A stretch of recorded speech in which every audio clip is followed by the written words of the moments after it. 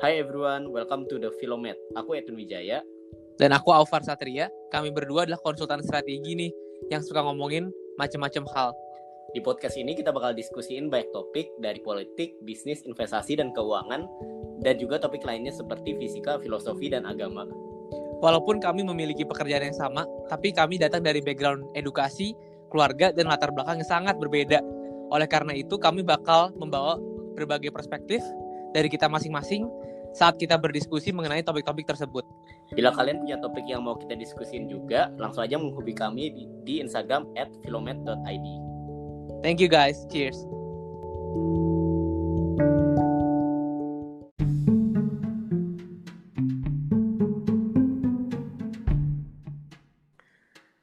Hai guys, kembali bersama Philomet. Jadi pada episode kali ini menarik juga nih. Jadi seperti biasa ada gua Aufar dan ada Edwin, kita sebagai co-host. Dan pada episode kali ini kita ingin ngebahas habits atau kebiasaan. Gimana sih cara kita berkembang dengan habits dan juga cara nge-build dan nge-keep habit-habit yang positif. Dan kami kebetulan sekarang dibantu atau kita undang tamu spesial namanya Daniel Humala. Jadi Daniel Humala ini salah satu colleague kita di tempat kita kerja kita sebagai strategy consultant. Dan dia ini stand out karena dia berhasil membuat habit-habit baru yang positif dan membantu dia setiap harinya dalam either professional atau personal life-nya dia. Jadi mungkin dari Daniel ada kata-kata pembuka nih. Oke. Thank you Far, thank you Edwin. Hai semuanya, Philomet listener. Jadi kenalin, nama gue Daniel Humala. Kebetulan rekan kerjanya Aufar sama Edwin. Nah, mungkin kalian bertanya-tanya kenapa kita bakal ngomongin habits gitu. Jadi ini mungkin berawal dari gue kuliah sih sebenarnya, kayak try to build habits that last kan. Tapi yang paling menarik adalah belakangan ini gue menemukan salah satu buku yang menurut gue menarik banget, yang ditulis sama James Clear, judulnya Atomic Habits. Nah, kenapa Atomic Habits? Itu tuh sebenarnya karena dari kata atom sendiri itu kan maknanya bisa ganda gitu ya. Kayak atom itu bisa berarti sesuatu yang sangat kecil, tapi at the same time atom tuh bisa berarti sesuatu yang sangat kayak besar gitu, kayak bom atom gitu kan. Yeah. Sesuatu yang sangat kuat.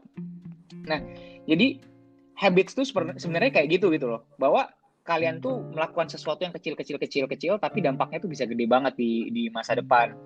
Jadi kayak compound interest lah, kayak kalau misalnya kalian pernah dengar the magic of compound interest, kalian naruh uang di bank sekarang senilai tertentu dengan compound interest berapa 5% per tahun, kalian bisa tiba-tiba punya duit banyak banget di masa depan. Ya kayak gitu juga habits tuh kayak gitu konsep utamanya. Dan dengan nge-apply hal-hal kecil dalam kehidupan kalian, itu bisa memperbaiki banyak banget di masa depan gitu sih. Menarik tuh. Jadi memang habits ini kayak compound ya. Jadi kecil-kecil tapi ini. Karena kan kadang-kadang kalau orang nggak tahu sih, kalau dulu ya orang-orang bilang ngapain sih misalkan push up 1-2 kali sehari gitu. Kayak ngapain sih push up 2 kali sehari? Kan kecil gitu. Tapi kalau misalkan diulang terus, lama-lama efeknya signifikan gitu ya. Gitu ya Nil ya. Kalau untuk bagian yang kayak push up 2 kali sehari atau 3 kali sehari, itu nanti bakal gue bahas di salah satu bagian diskusi kita. Tapi ya kurang lebih idenya kayak gitu. Oke, mantap. Jadi mungkin sebelum ngebahas gimana caranya, mungkin dari habit itu sendiri definisi gitu. Sebenarnya habit tuh apa sih? Apakah kalau misalkan gue beli kopi tiap hari itu habit juga, atau maksudnya definisi habit tuh gimana sih kalau menurut pandangan lu, Nil? Oke, kalau menurut gue habit itu sebenarnya kan kalau bahasa Indonesianya kan kebiasaan gitu. Jadi kayak ini sesuatu yang biasa kalian lakukan. Dan itu tuh terjadi secara udah hampir otomatis gitu. Ini terjadi karena otak kalian udah mulai terbiasa melakukan suatu pattern tertentu. Jadi kayak menangkap pattern dan melakukannya. Misalnya kayak kalian datang ke kantor, ngelihat ada sebutlah nama kopinya, yang jadi refleks kalian kalau kalian adalah peminum kopi adalah kalian akan pergi ke kopi itu, ke toko kopi, beli kopi, ya kan. Sementara buat orang yang nggak minum kopi kayak gue, ngelihat tempat itu nggak ada yang terjadi.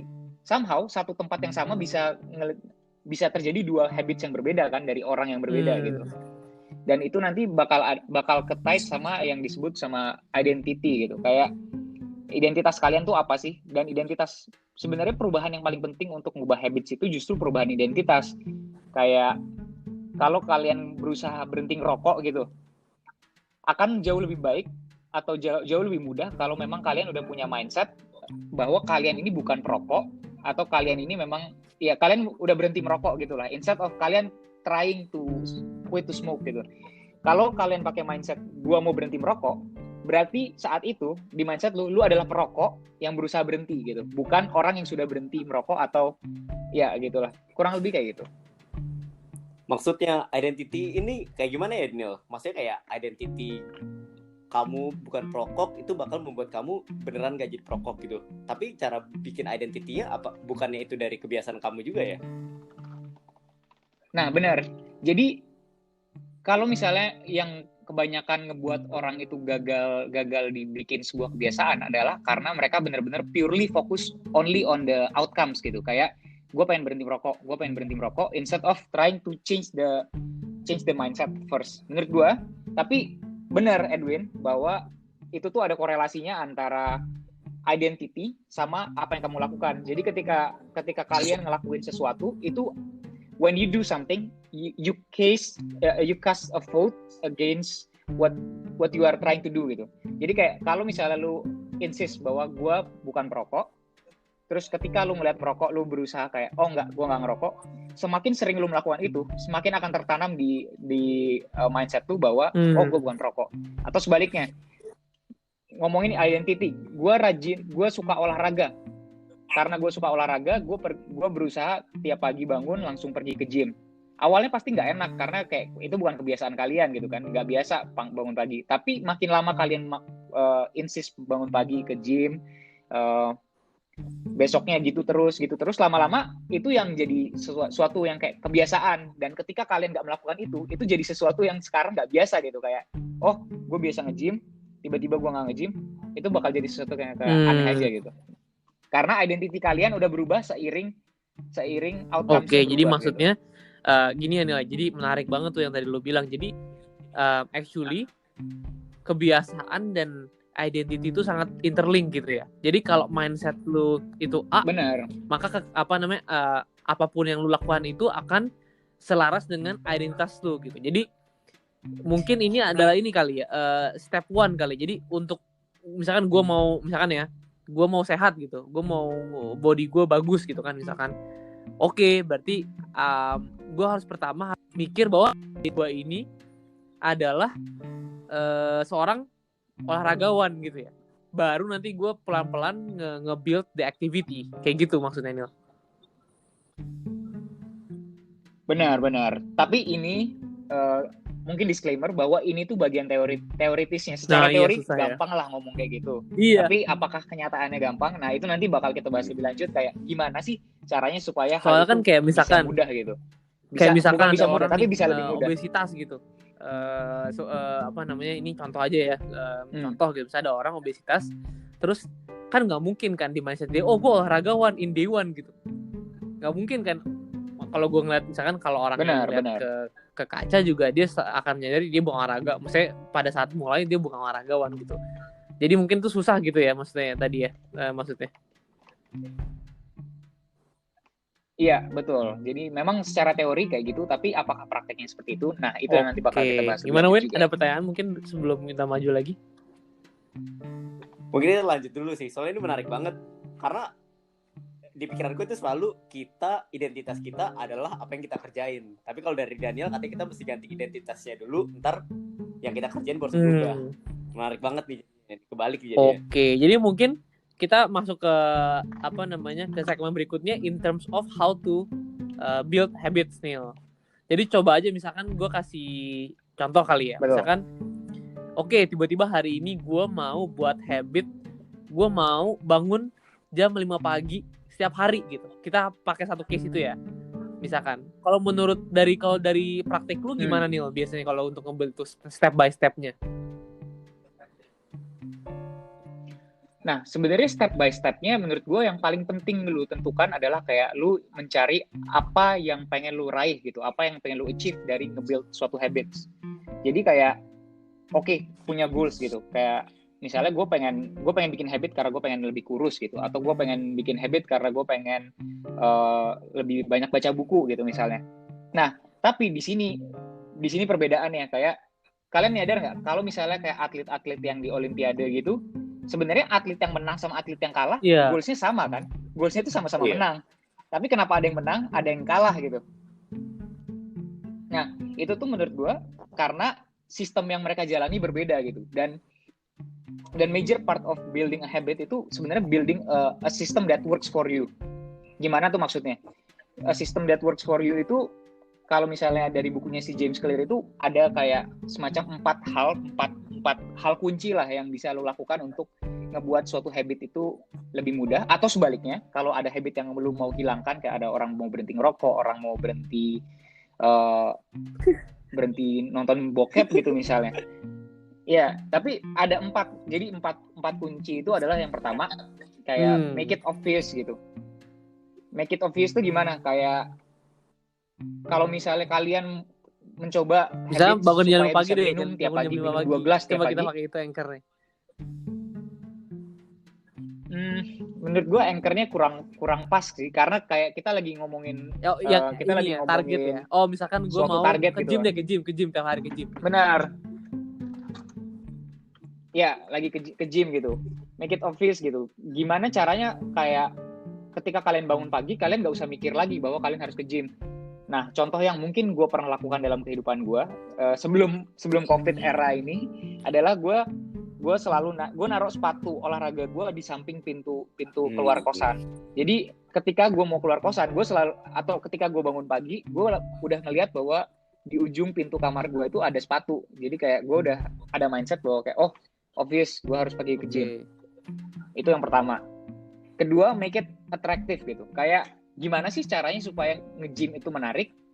Karena biasanya habit-habit itu kan kayak, ya siapa sih yang suka kayak pergi ke gym kalau misalnya kayak namanya ngedorong, pushing yourself itu kayak pasti nggak nyaman kan.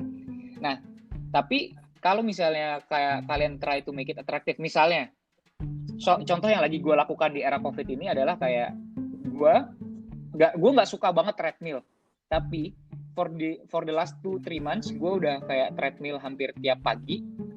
Dan gimana cara gue buat itu atraktif adalah gue cuma boleh nonton Netflix kalau gue treadmill.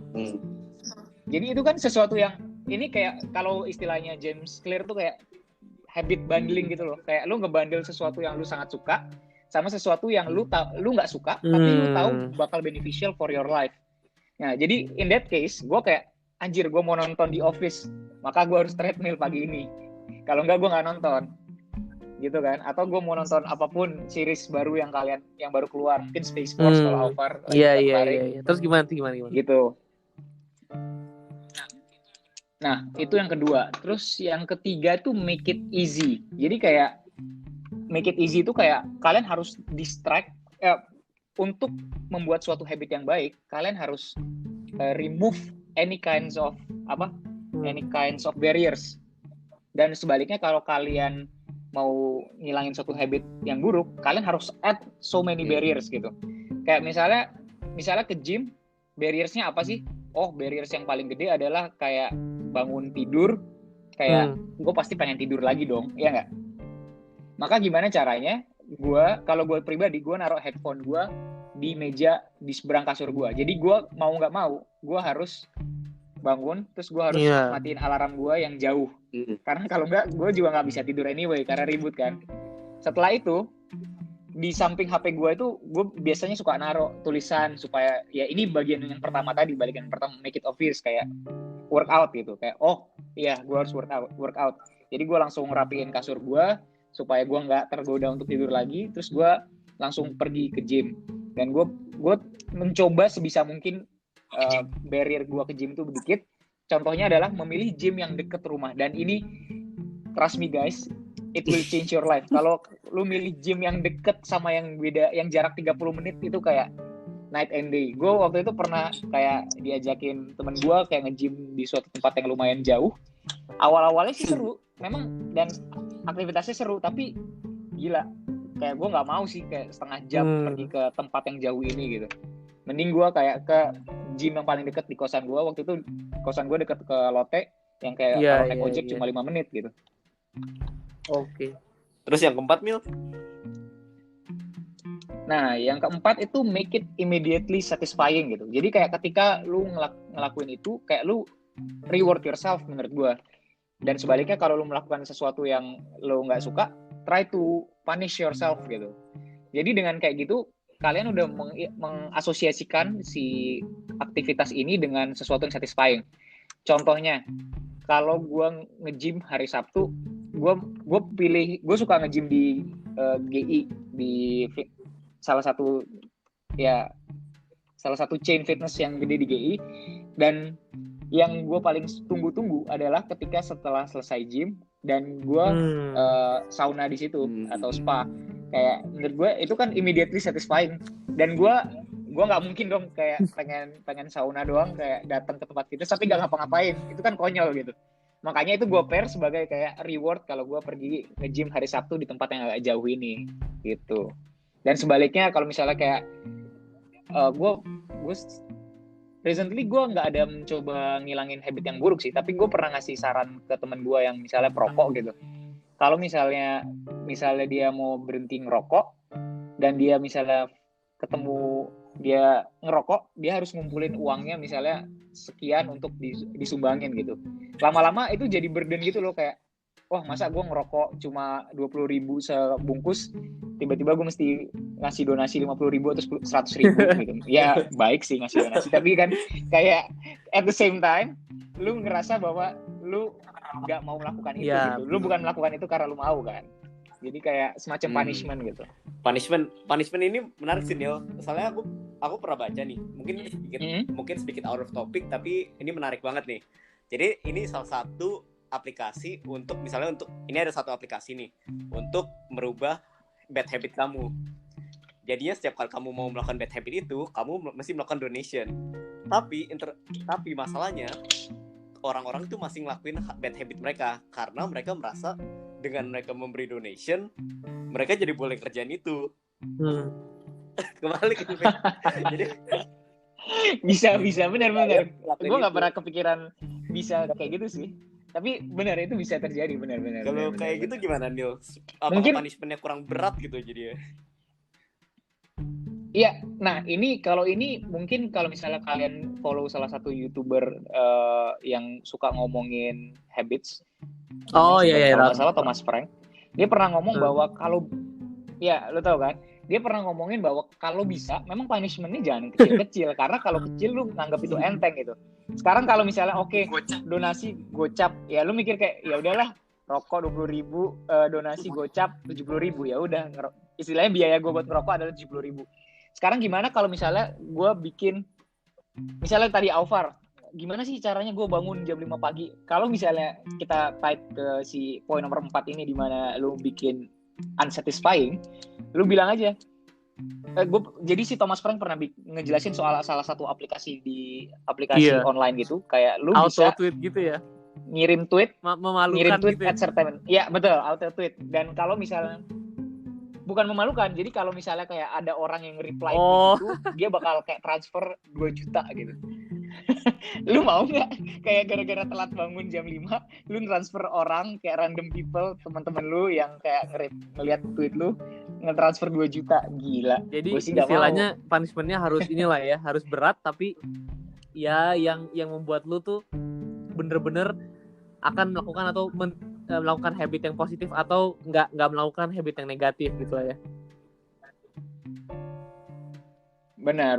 Itu kalau ngomongin habit negatif ya, punishment. Soalnya kalau habit positif menurut gue lebih ketat ke reward sih, kayak you reward yourself when you are doing something. Tapi mungkin gue mau kasih case study lah ya.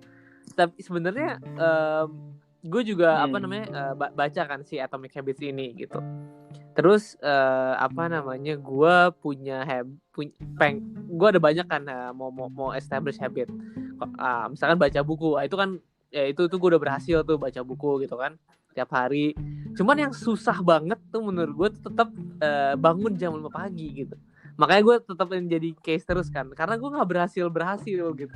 gue udah tahu teorinya, gue udah tahu 4 step ini, dan gue juga baca-baca juga, tapi tidur tuh tetap susah gitu. Menurut lu, Nil, kalau misalkan ada habit-habit yang seperti ini tuh gimana ya? Kira-kira lo ada ini nggak, ada saran nggak?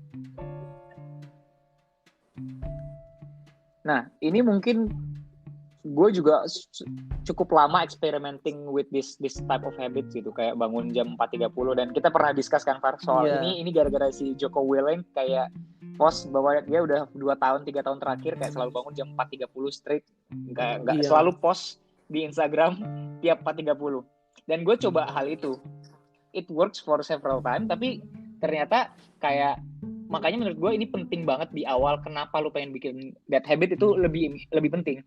Karena misalnya kayak gini, gue pengen bangun jam 4.30, oke bisa gue bangun 4.30, tapi kalau misalnya memang gue adalah tipikal orang yang menganggap lu tidur tuh harus cukup, ketika gue tidurnya nggak cukup atau kurang dari yang gue butuhkan, itu malah detrimental to my health, detrimental to the other habits that I'm trying to build gitu. Jadi emang sesuaiin ke lifestyle gitu ya? Jadi kayak menurut gue paling penting, benar, sesuaiin ke lifestyle. Kayak misalnya kita gini yang strategi konsultan, atau mungkin teman-teman kita juga yang di korporat yang suka lembur, itu menurut gue nggak make sense kalau misalnya kalian paksa untuk bangun jam 4.30 tiap hari kalau memang kalian bukan tipe orang yang short sleeper gitu. Kalau kalian memang butuh tidur yang lama, menurut gue ya then do it gitu.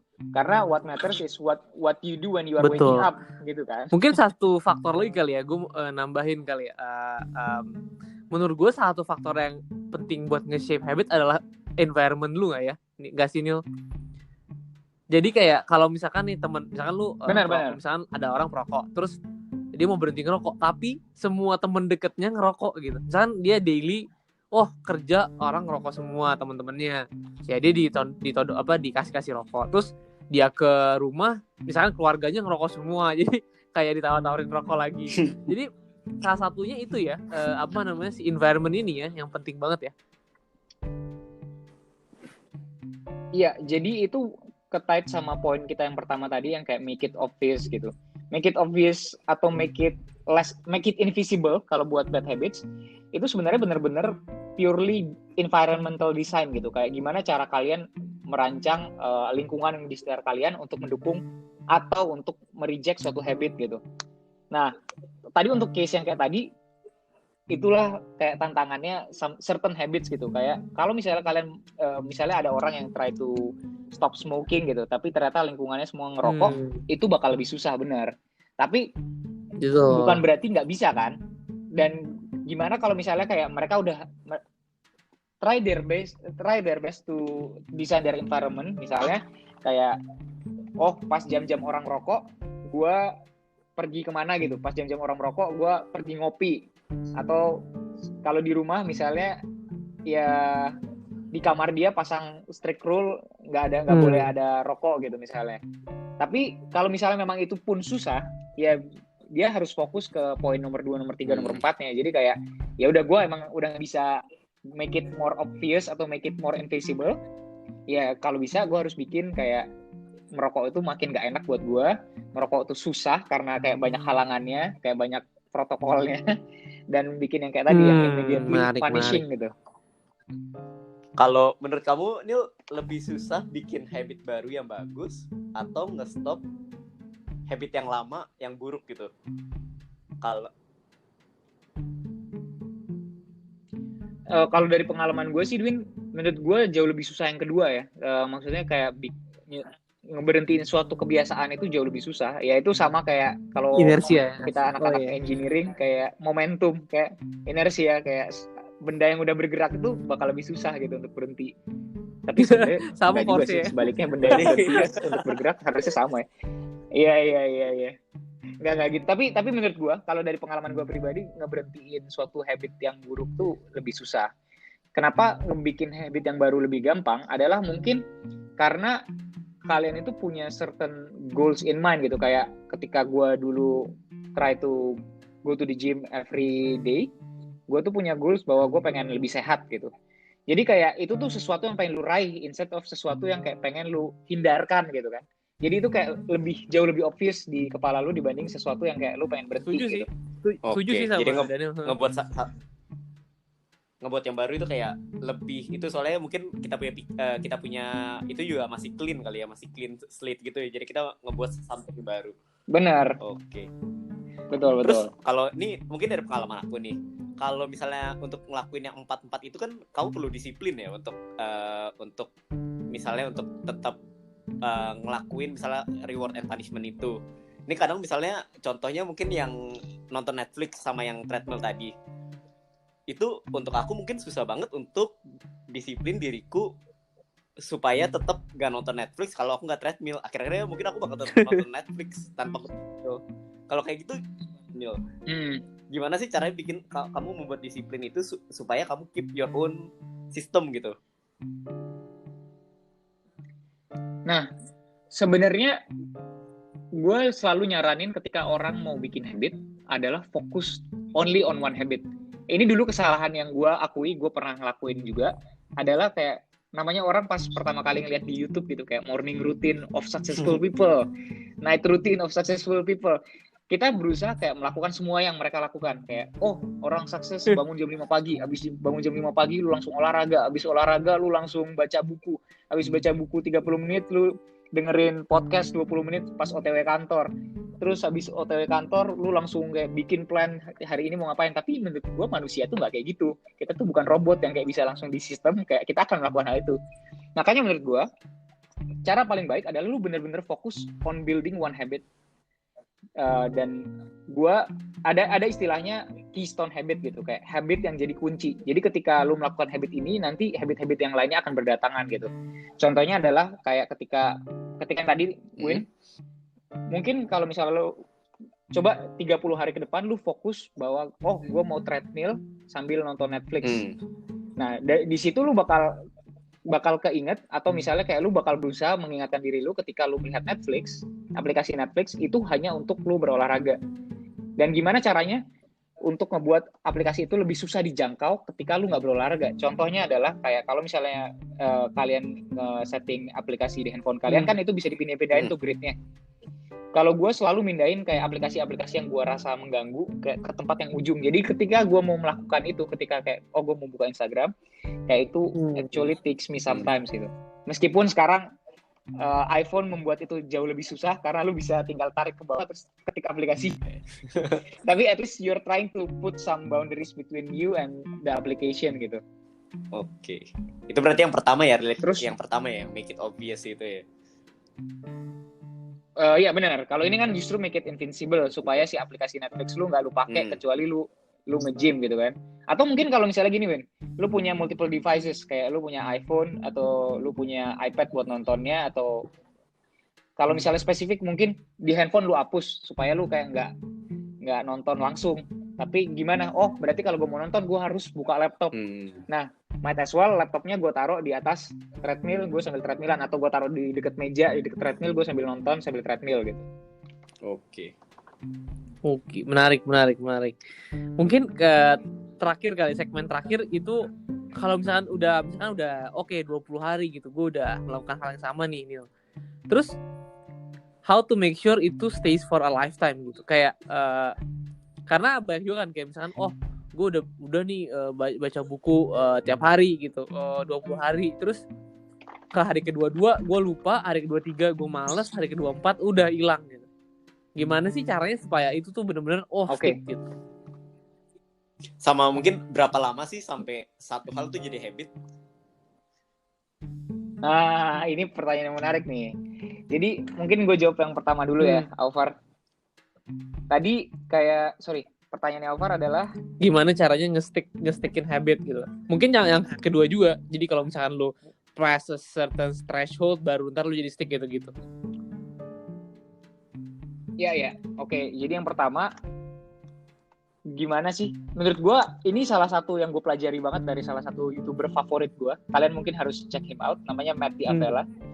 Dia tuh sering banget ngebahas isu-isu yang kayak gini juga, kayak habit building gitu. Dia ngomong salah satu rules yang paling penting yang dia selalu jaga adalah sebutannya 2 days rule.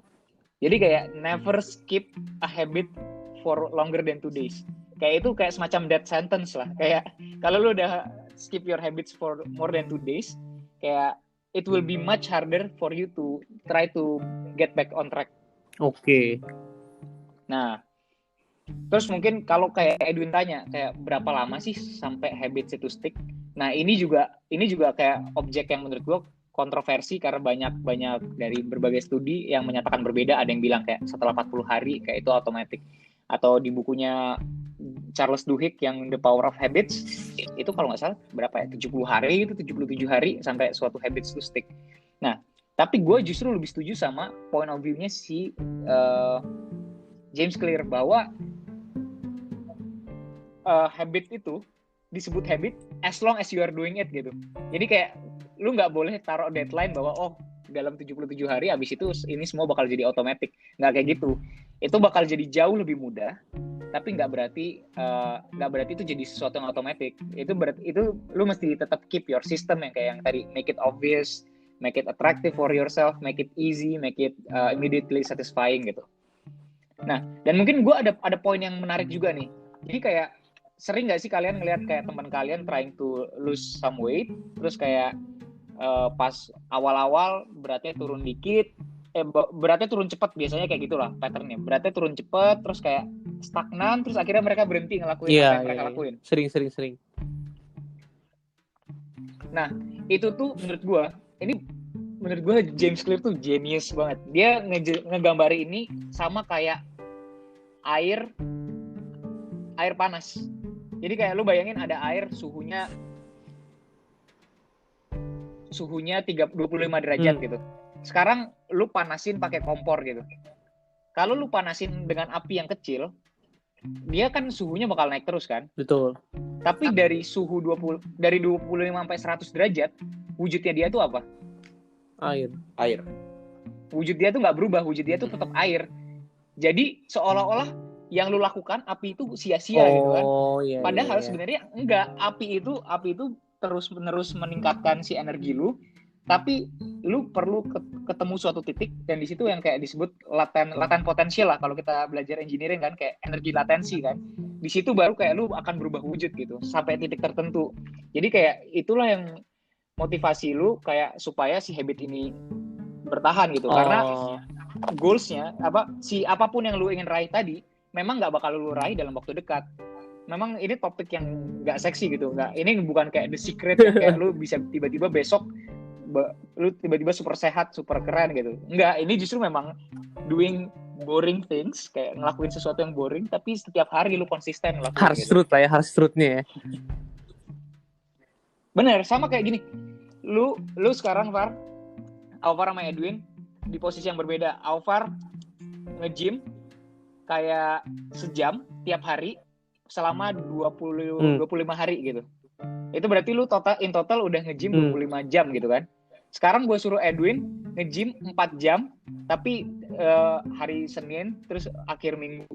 Kira-kira yang hasilnya lebih bagus yang mana?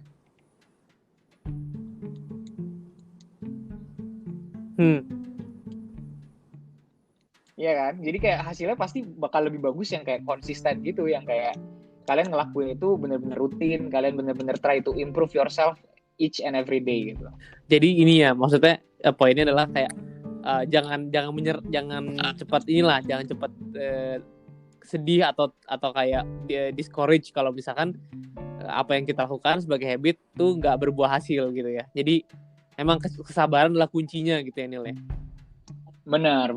Dan itu memang topik yang pasti orang kayak hard to swallow pill lah, kayak iya memang, tapi memang kenyataannya kayak gitu.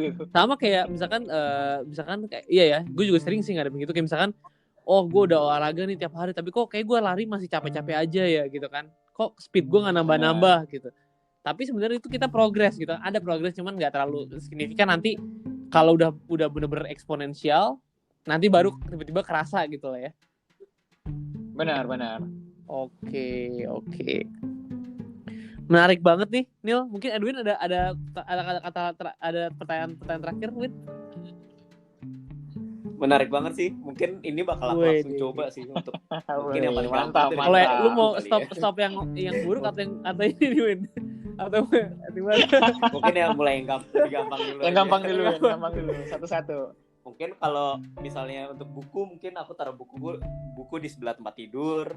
Terus mungkin aku bikin nanti reward and punishment-nya, dan yang terakhir apa ya?